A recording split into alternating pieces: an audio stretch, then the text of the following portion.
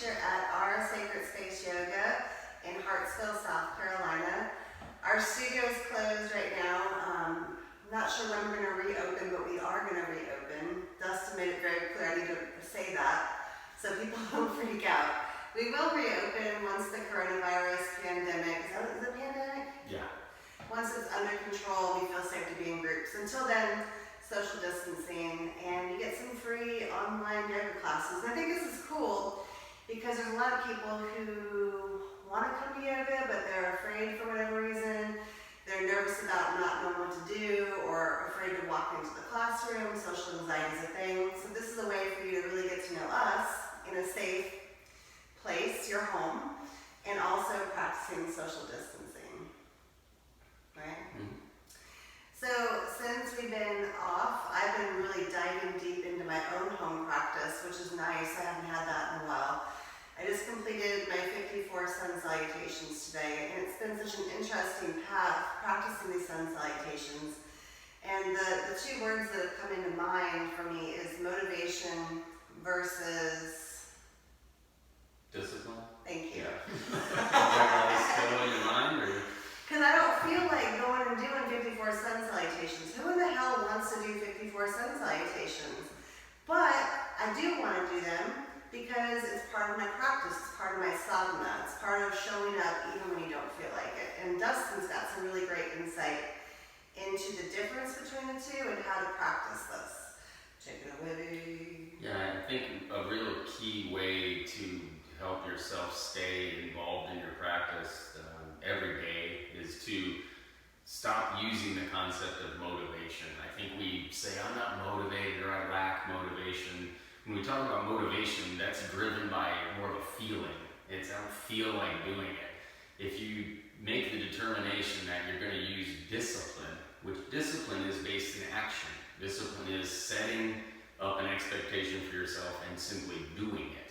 So, and given discipline, then you don't have to have the concept of disappointment involved as well. So if you don't do a practice that day, you don't have to say, oh, I was unmotivated again, and then just completely give up. With the concepts of discipline, it's like a schedule. It's doing something based in action. It's not just a feeling of, oh, I don't really want to. It's on a calendar and you do it. So I know they sound very similar, discipline and motivation, but they're truly very different things. So start to think about this as a discipline. That's why when people say the samurai were disciplined warriors, it wasn't because they were motivated warriors. They were disciplined. They knew they had to go daily and practice and do these things to become the best at what they do. And for us, the best at what we do in terms of the yoga practice is be ourselves. So to get disciplined is only going to give yourself an opportunity to do better for yourself. So start to think about it differently. There's a huge thing that comes into play when it comes to words. So motivation, everybody goes, or I'm motivated, yeah, I'm working at my greatest potential. I'm never motivated. Most humans are. We're sloths. We would rather just kind of slug around and go to the point A to point B. It's real easy, but to set up a structure of discipline gives you the opportunity to have something to follow. It's more positive. Motivation, you have to kind of find from nowhere. Discipline, you derive a schedule and create an experience, and then you do these things. So, yeah, that's kind of my take on the difference. Yeah, and in yoga philosophy, to tie that in, the discipline is called tapas. Tapas means heat. Also, it's translated as austerities, but I don't really like that word because it has some connotations that are religious and like hurting yourself. It's more about creating heat to transform. And in order to create heat, you have to move, you have to show up, you have to take action, and action is discipline. So before we get into the movement part of today's class, I'd like to start with a chant. And the chant is a really great one for removing obstacles. And most of the obstacles that we have are here in our mind because you can say, oh, the yoga studio is closed, so I'm just going to go ahead and sit on the couch for 2 weeks and eat cheesecake. And believe me, that sounds amazing. And if you choose to do that, no judgment. However, if you're like, I want to practice, this is a good chant to do it. So it sounds like this. Om. Go ahead. Om. Gam. Gam. Ganapataye. Ganapataye. Namaha. Namaha. So we'll start with three chants of this. If you're not comfortable chanting this, you can just hit the mute button if you want. Say a prayer.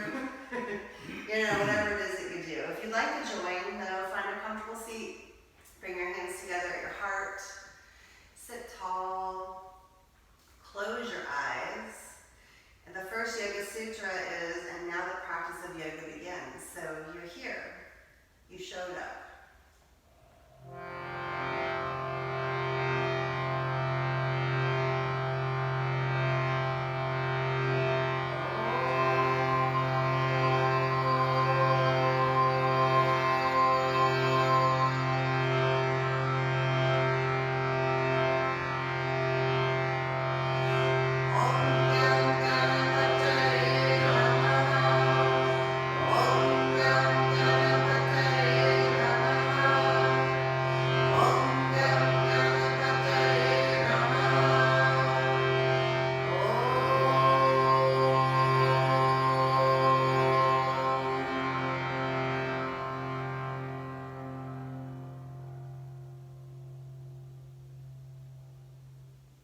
Bow your head to your hands.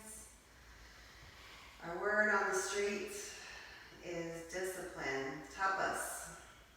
And you're already doing it. There is no need for any other feeling than I already showed up. I'm here. Let's do it. When you're ready to move, you can release the hands, lift the head, open your eyes. If you have a mat, go ahead and find your way onto all four. If you have carpet, wood floors, if you're outside in the grass, that's a cool place to be too.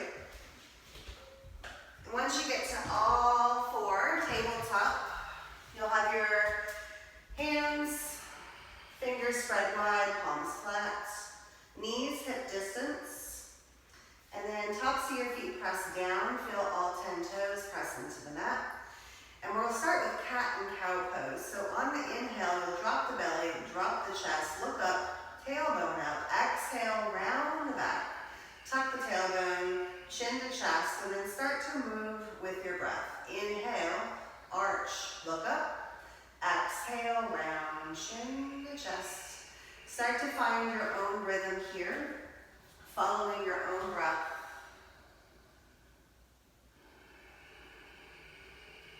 The prescribed breathing in yoga is called Ujjayi Pranayama. It sounds like Darth Vader or an ocean wave. You constrict the throat, which slows the intake and the outtake of the breath. If you listen closely, you can probably hear Dustin's.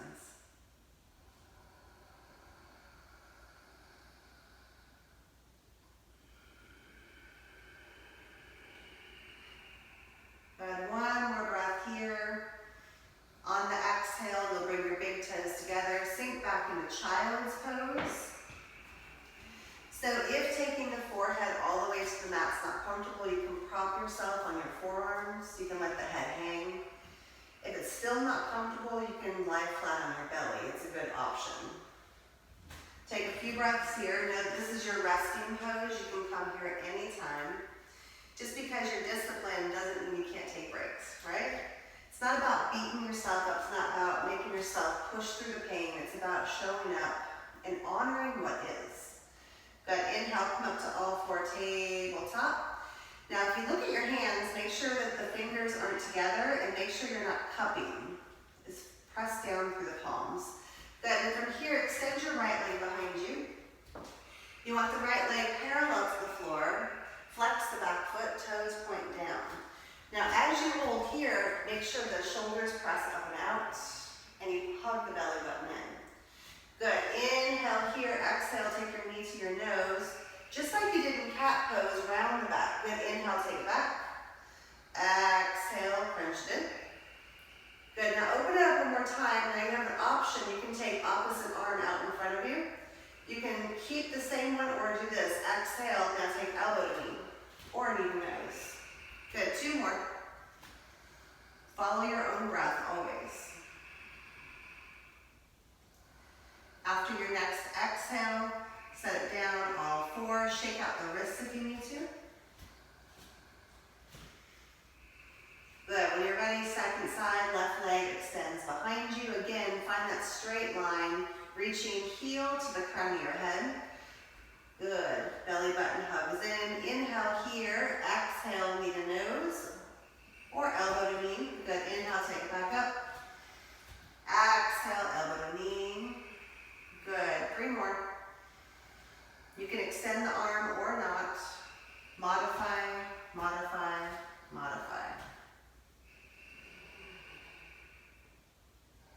you're done, come back to all fours, shake out the wrists as needed.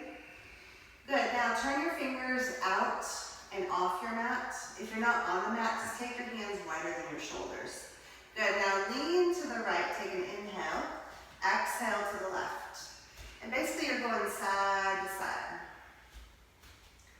And make sure when you're doing this, you don't dump into the chest, so that you guys can kind of see your shoulders would be, your hands will be out a little wider than the shoulders, you start to lean, but don't drop in. Because if you drop into the chest like this, you're gonna start to go and damage the rotator cuff. So come up and out still, start to lean and lift into the palms.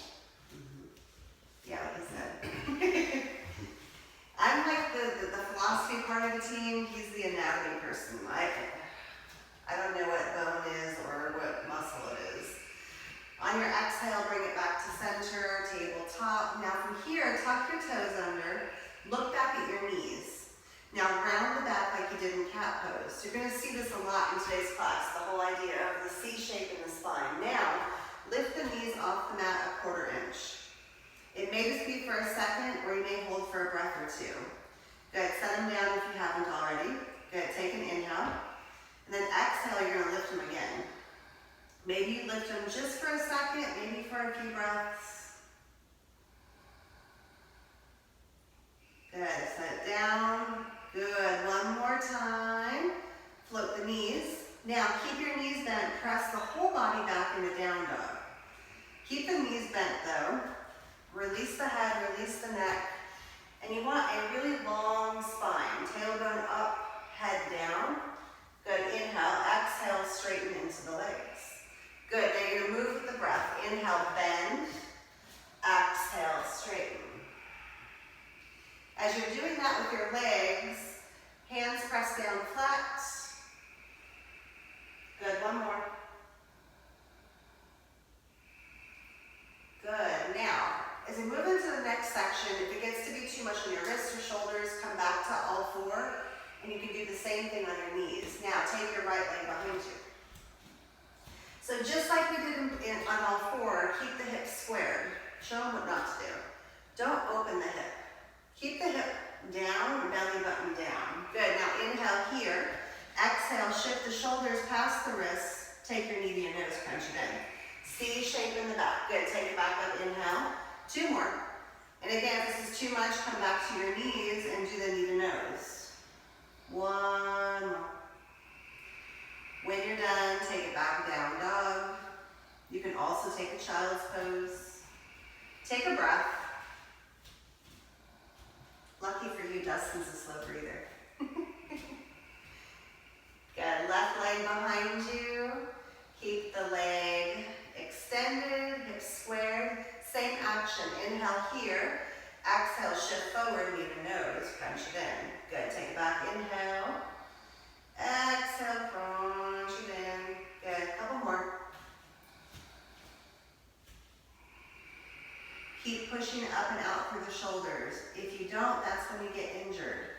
Good, from here, come into a push-up position. Please take the knees. As you take the knees to the mat, cross the ankles, heels to hips. Good, lean forward, look forward. Inhale, exhale, lower all the way down.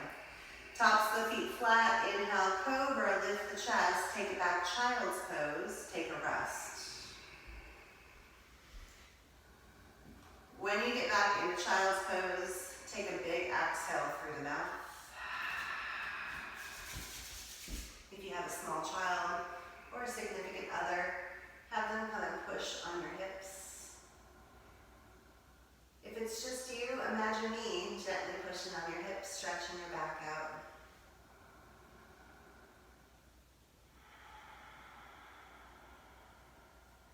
Good, inhale, come up to tabletop. Are your wrists hurting? No, they're just doing that. So that's opportunities to take, just to kind of move your wrists around. I think too often we get in yoga and we just all think we have to be stiff and always like transition really weird. So take that opportunity in between postures too to kind of loosen yourself up and every once in a while as well. Show them this thing. Tell them about this thing. Have a seat on your heels or sit crisscross. So another thing you can do to strengthen your wrists as well as to kind of give them an opportunity to rest, even though it seems like work, it's not really that easy. When you think about the way that the hands work, go ahead and put your hands out in front of you and just kind of give this a try. Make a fist, and don't over tighten. And then widen your fingers out as much as you can, almost so you can hear them like you're flicking water off your fingers. Start to do that, open and close. What that does is it starts to strengthen the extensors that go between the fingers all the way up into the forearms. That's what strengthens the wrists. There's not a lot you can do for strengthening the wrist, but those movements strengthen the forearm and the extensors, and so it actually allows you to have more strength in the wrists and around the wrists and get that fixation of the little tiny isolator muscles around the joints. So do that on occasion. When you're sitting there ready to warm up, start to open and close the hands, you'll be surprised. Your forearms will start to burn and get tired because we don't often enough strengthen the hands. So, and also a good way to keep your wrists from hurting, don't overextend your fingers. When people go spread your fingers, and they talk about spreading your fingers wide, you don't want to spread your fingers so wide that you have no capability of making a fist. Think of how much strength you lose in that. Make strength, your strength's in your hands, right? So your fist should be exactly where your fingers come out. That maintains the strength and the grip in the floor. But when people get this crazy spread out hands, you overextend and lose the strength of the forearm and the wrist. So what not to do. Don't go crazy with the wrists or fingers like this. And then the fingers bending. Yeah, don't do that and cupping into the hands. So there's a lot of different things. But generally, just your hands relaxed, that's the position they should be in on the floor. Not this. This. I do them really wide and I like it. Just saying. Look at those alien fingers. I like jazz hands. So if it feels good, it doesn't hurt you, I do jazz hands. That's the key. It doesn't hurt your wrist, but if you're eventually going to work to get into inversions and going upside down, super wide hands is a myth. It'll actually lose your strength, and Dylan Warner is the one who I learned that from. So, all right. Now that you've got a break, come into plank. Cool. Oh snap. So again, this is not a military push-up. Do the military push-up or the military plank. Military plank. For me, they're all the same, so you're gonna have to. Well, the military plank is where the butt's lower and the shoulder blades are down the back. This is so bad. Don't ever do this ever because it's gonna hurt your rotator cuffs eventually. You want to make a C shape out of your back. Press into the hands, press up and out from the shoulders. Scoop the tailbone. Don't tuck it like a dog who's in trouble. Just scoop it under and then zip the belly button up. Now, the feet are hip distance. What are you doing with your leg muscles right now? They're all completely tightened up. Are you still in plank? Don't get out of plank. Stay in plank. We're doing plank work right now. So if you're just on your knees saying, hey, she's talking right now. No, get back in plank. Breathe. You have to breathe. If at any point you want to get out of it or need to get out of it, take the knees. But keep holding and breathing. We're trying to create that fire, that heat, that tapas. You having fun yet? How are you doing? Good. You can hold this for a long time, couldn't you? Yeah. Good, 2 more breaths. You got this. Next, exhale, press back, downward facing dog or child's pose. Good. Now, look between the hands, step your right foot forward into a runner's lunge. If it doesn't make it all the way there, grab behind the knee, hike it up. And if you look at Dustin's alignment, it's ankle, knee to armpit. Feet are on opposite train tracks. Good. Now keep the back leg lifted and strong. Shift the gaze forward. Reach the arms straight out in front. Yep. So we're reaching heel all the way to the fingertips, getting really long as we hug the belly button in. Now inhale, arms up on Janayasana, crescent moon pose. Good. Now lean forward. Inhale, exhale, sweep the arms behind you. And then inhale all the way back up. Good. Hold here and breathe. Keep the belly button hugging in. Good. On the inhale, lean forward. Exhale, sweep the arms behind you. Inhale, sweep them up. Hold and breathe. If your legs start to fatigue, you can take that back knee down if needed. Last time, inhale, lean forward. Exhale, sweep the arms. Inhale, sweep them up. Exhale, hands to the mat. Good. Drop the back knee to the mat. Top of the foot flat. Coming into half split, straighten into that front leg. So if it doesn't go all the way straight, don't freak out. Take it as straight as it can go.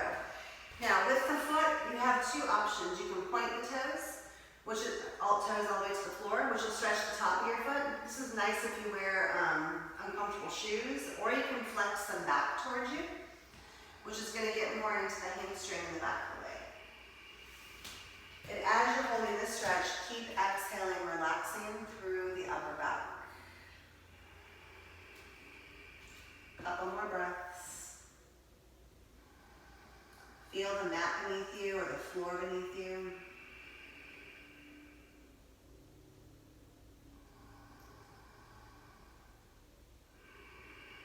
On the inhale, bend the front knee. Exhale back, downward facing dog or child's pose.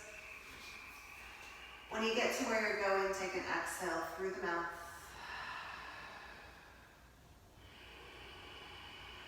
Moving to the second side, left foot steps forward, runner's lunge. Feet on opposite train tracks. Shift the gaze forward, reach the arms straight out in front. Again, one long line of energy. Good, hug the belly button in, inhale up, crescent moon pose. So on your front foot, your left foot, make sure the toes aren't like talons. Toes are light and bright, push through the ball of your foot. Good, inhale, reach forward. Exhale, sweep the arms behind you. Inhale, take them up. Anjaneyasana. Slow and steady breath. Good, inhale, reach forward. Exhale, sweep the arms behind you. Inhale, take them up.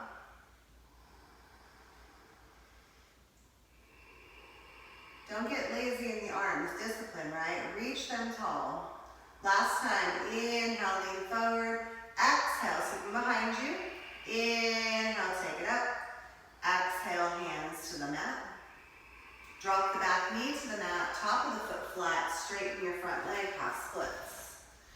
And then you can play either toes pointed or flexing back. And as you're folding over that front leg, keep drawing that left hip back. You want equal extension through both sides of your torso.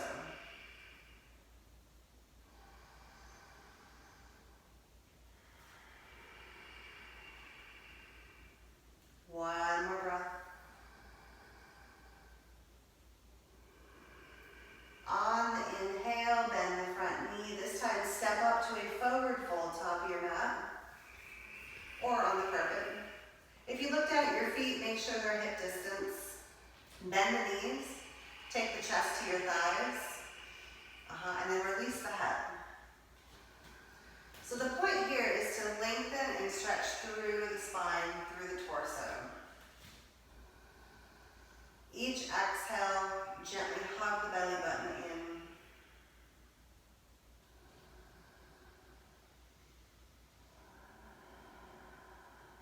Good, with those knees bent, roll it up to standing, all the way up. Mountain pose. Remember your options, either hands at your heart or arms at your side. Sun salutation A, Surya Namaskara A. Inhale, arms reach up. Exhale, forward fold. Long spine, inhale. Exhale, jump or step back, lower down. Inhale, back bend. Exhale, down dog or child's pose. Hold and breathe.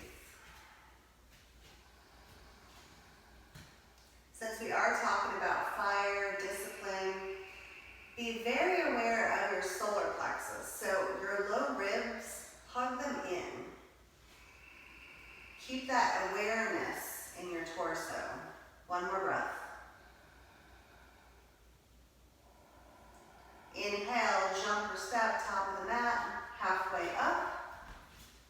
Exhale, fold it in, all the way to standing, arms reach up. Exhale, mountain pose. Good, one more. Inhale. Exhale, forward fold.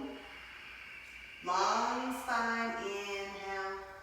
Exhale, jump or step back, lower down.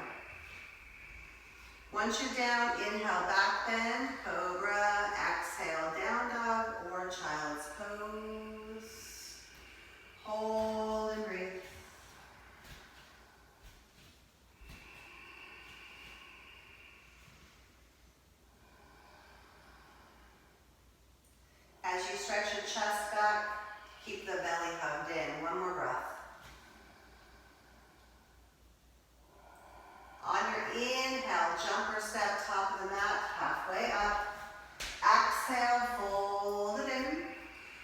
the way to standing, reach up. Exhale, hands to your heart. So you may have noticed Dustin's hand gesture. He's taking Kali Mudra. Go ahead and take it. So it's kind of like a Charlie's Angels gun, but like non-violently. And this mudra is designed to shift the energy to slice through the nonsense, slice through the ego, slice through our attachments. So when you take that, reach the arms up, take an inhale, exhale, take them slowly down all the way in front of you. Yep, you're gonna do that 2 more times. Inhale, reach up. Exhale, slice through nonsense. 1 more. Good, now keep the Kali Mudra. When you're done, reach the arms back up again. Now begin to lean the torso forward. Lean the torso forward, hinge at the hips. There you go. Now you're gonna come into Warrior C. Take that right leg behind you, lift it off the mat. So this is not easy.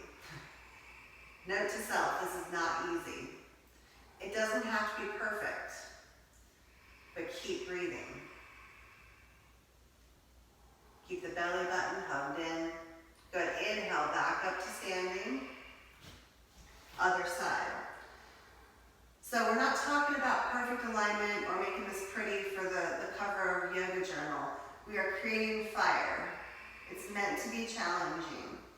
Keep awareness in your solar plexus. Breathe.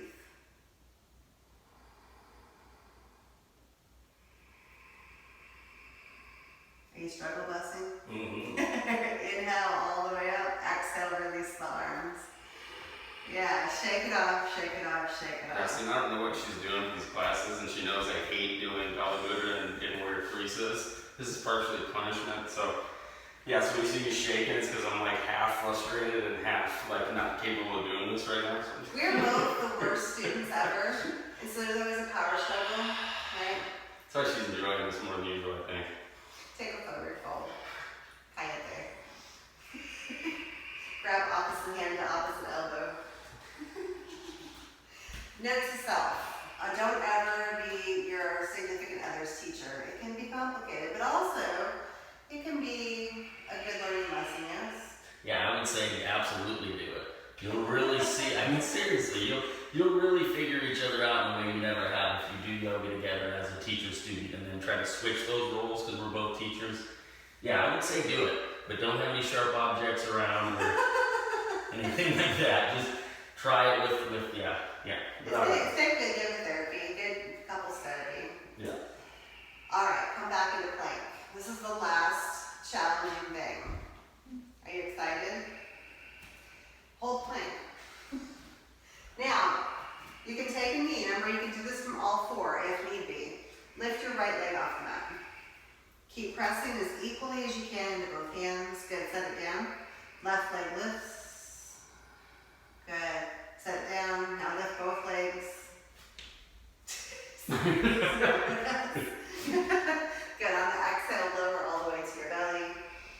Good. Stack the hands, elbows wide. Come into crocodile pose. So we're not just laying around. We're mindfully breathing.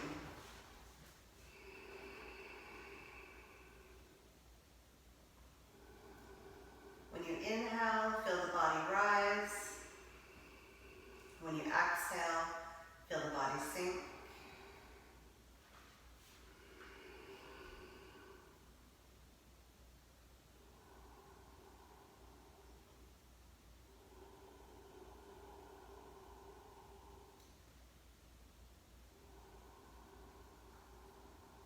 Good. Now next inhale, coming into Sphinx pose.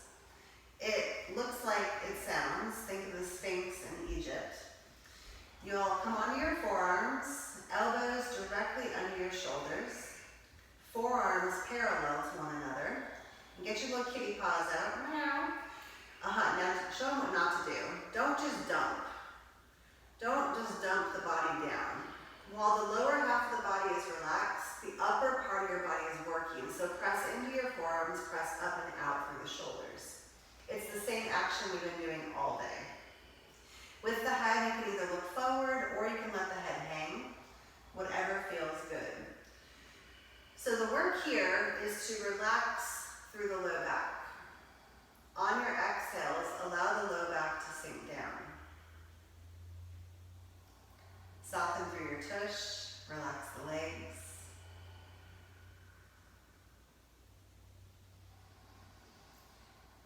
Now you have options. I don't think Dustin will take it because he's got spine stuff, but you can straighten into the arms. Don't even try it. You can come into seal pose. And if even this is too much for your low back, come back to, what's it called? Crocodile. Crocodile, thank you. Doesn't matter what you're doing, it's all back bending, right? We're all stretching. Good, one more breath wherever there is. If you're lifted, lower down. Once you're down, go ahead and flip over onto your back.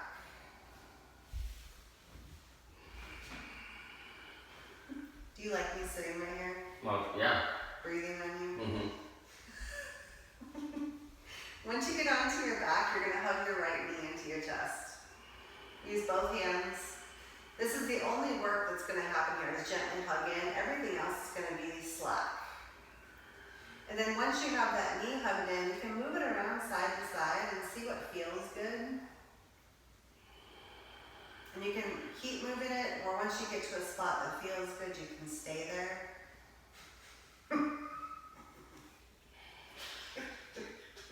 Your toes out of my face.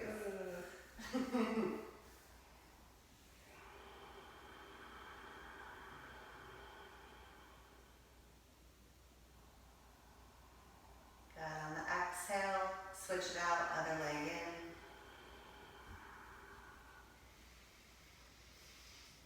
So tapas, the heat, is what gets us to show up, right? The desire for transformation isn't always there, but underlying, that's why we're doing all this, right? We're looking to transform, transmute the human condition, which is seek pleasure, avoid pain, which is a complete cycle of suffering. And we're looking to break through those chains in order to find freedom. Not freedom out there, but freedom in our mind. And the only way we can do that is we have to work. Who was it that said you got to put your overalls on and do the work? Is that Edison? I think it was Thomas Jefferson. I don't remember. Some dude said you got to put your overalls on and do the work. And that's what if with anything, you can't passively sit by and say, well, things are going to go the way they're going to go. They are, but you still have to put your work in. Both knees into your chest. Hug them in. Then from here, we're going to come into a gentle twist. I'll move out of the way. Bring your arms to a T. Drop your knees to the right, head to the left. Again, don't force a twist ever. Let it be gentle and passive.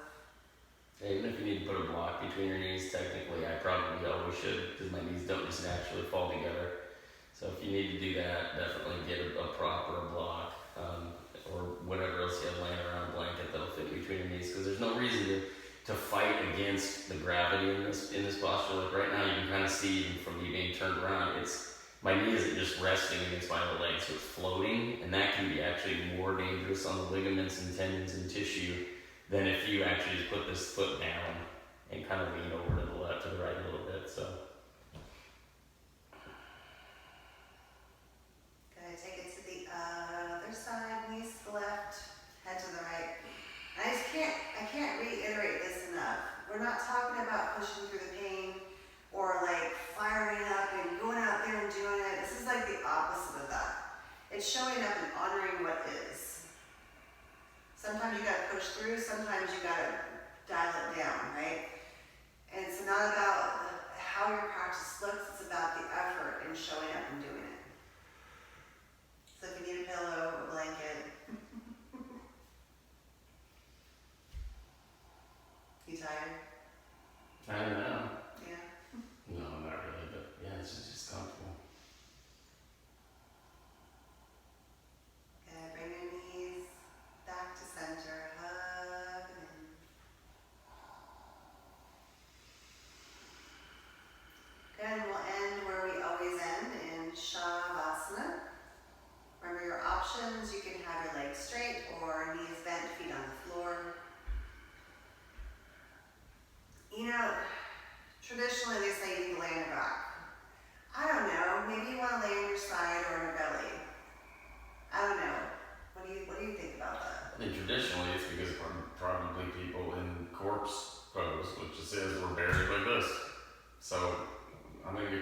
so maybe I can wait however the hell I want in Shavasana. So.